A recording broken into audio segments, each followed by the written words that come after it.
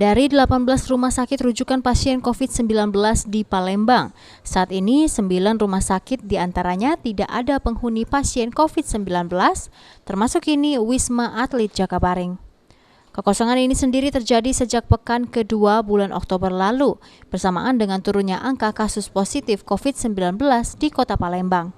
Dari 30.000 lebih kasus COVID-19 yang ada di kota Palembang, kini tersisa hanya 10 kasus aktif. Dan saat ini, pasien kasus aktif tersebut menjalani perawatan secara mandiri di rumah. Menurut juru bicara COVID-19 Palembang, terjadinya penurunan kasus COVID-19 di kota Palembang sendiri karena dipengaruhi capaian vaksinasi yang kini telah mencapai 68%. Data terakhir yang kita update dari data yang berasal dari 18 rumah sakit yang disiapkan untuk pasien COVID, BOR kita, bed occupancy ratio kita 3,16 ya.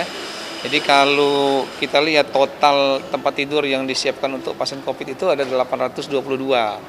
Yang terisi itu ada 26 tempat tidur ya. Jadi persentase BOR-nya, bed occupancy ratio-nya 3,16. Nah, dari 18 rumah sakit yang disiapkan untuk pasien COVID itu 50%-nya kosong ya.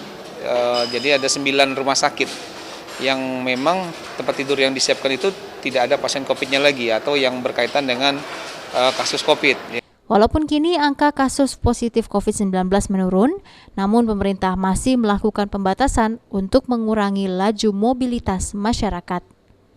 Firman Hidayat, PAL TV.